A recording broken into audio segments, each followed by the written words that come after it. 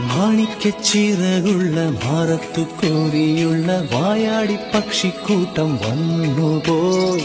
കാടൊന്നു കാണാനായി കൂടൊന്നു കൂട്ടാനായി ആകാശപ്പുഴ നീന്തി കുതിച്ചുപോയി. കണ്ടു മലനിര